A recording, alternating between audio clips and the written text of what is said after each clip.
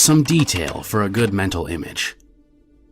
I live in a massive subdivision that surrounds a bunch of woods affectionately referred to as the trails.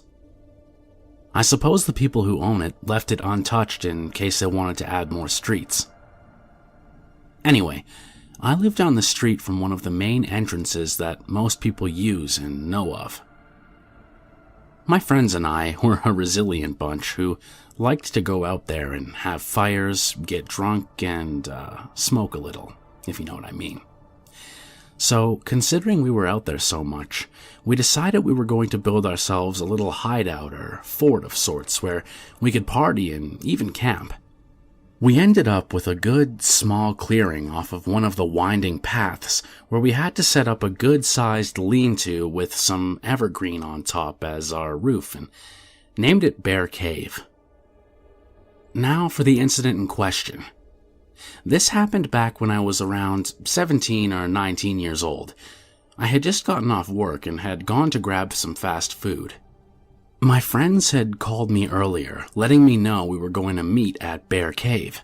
So after I got home, I changed into some warmer clothes, as this was during late fall to early winter, and it had been unusually cold that night. I decided I should get out there as soon as possible, and decided to take my food with me and eat there. Now, it's about 8:30 and the moon was barely visible through the trees, but knowing the trail like the back of my hand, I wasn't worried and assumed they would already have a fire started. As I approached, I walked up to our hidden entrance and saw there was no fire, and I couldn't hear any sounds. I took my phone out and texted one of them asking where they were. They replied something along the lines of, "Sorry man, we're gonna be about 15 minutes. Great, I thought to myself. I ducked in and started trying to scrape together some wood and kindling and get something started. Unfortunately, everything was wet and without a proper flashlight, this was before they were standard on phones, I couldn't get into the brush and dig anything up. Soon after, I decided I might as well eat and hurriedly scarfed down my 2 burgers. Before I knew it, I'd been sitting out there for about 20 minutes and there was still no sign of anyone. I tried giving a couple of them a call, and after 5 minutes with no call back, I texted them. Still no response. At this point, I was about fed up, and my phone was about to die, so I made a mental note. 10 more minutes, and I'm gone. At this point, I squatted down, holding my knees to my chest, and tried getting warm. My back was to our little hut at the back of the site. I thought I heard something behind me, a slight crunch. I looked over my shoulder, and from behind the shelter, I saw what looked like 2 beady eyes glinting from the little moonlight entering through the trees. I quickly and quietly turned my full body to face it. At this point, I felt as though I was about to throw up or shit myself. But keeping my mind about myself, I slowly reached to my right, where I had laid a stick just in case something like this were to happen. If this was a dog, it was big. And let me just clarify, this wasn't a wolf, as I live in the South, and coyotes don't get this big. Something wasn't right.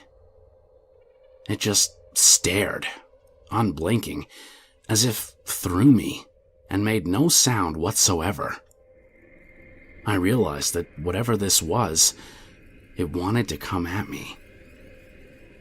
Thinking fast, I decided it was in my best interest to throw this thing off guard.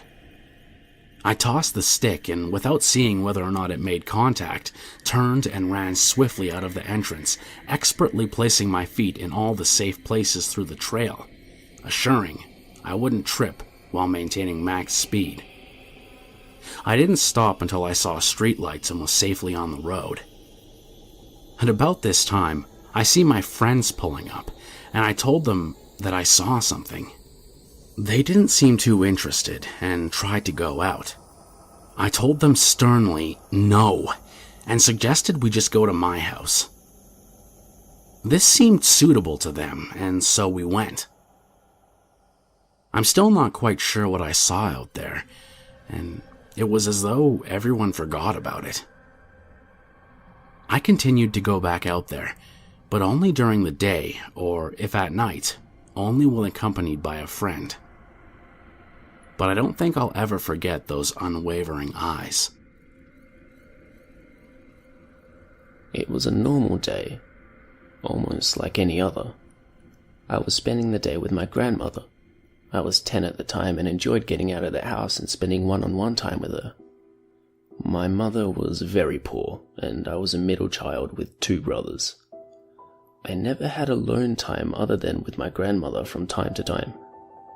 I relished alone time with my grandmother because she would spoil me with letting me get a soda every time we went out to town. This was a little treat my mother would never let me have. I am very pale, a female with jet black hair. My mother is Irish and my father is Cherokee Indian.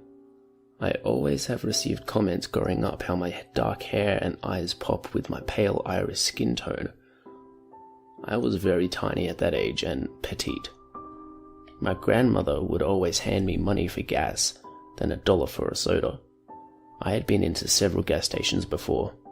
I always felt important telling the cashier what pump we were at, buying my own soda like a big kid.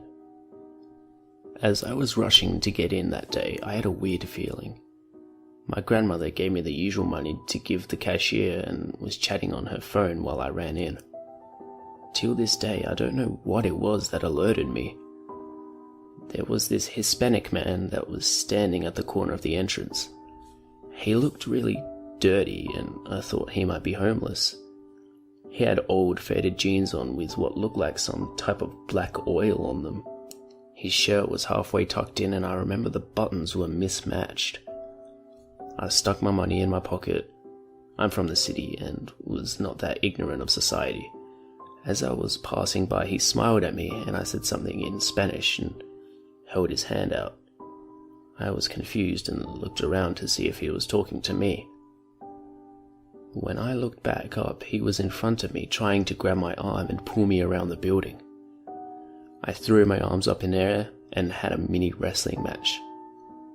I was scared and my heart felt like it was going to jump out of my chest. As I was calling for my grandmother, she realized what was happening and threw her phone down that she had been talking on and screamed at me to run. As she was coming after me, I pushed him back and ran. As I was running toward anything but him, I saw a big van pull up. It had paint splatters all over it and duct tape all over the window, and there was several Hispanic men sitting inside of it. The original man by the door tried one more time to get me, and I could feel his fingers trace the back of my shirt. My grandmother was half sprinting, hobbling at her old age, but hobbling fast even for her age, towards me, and he must have realized it wouldn't happen. He jumped in the van and I made it to the front store without my grandmother there. I was so scared. My grandmother was freaked out and never let me walk into a gas station again by myself.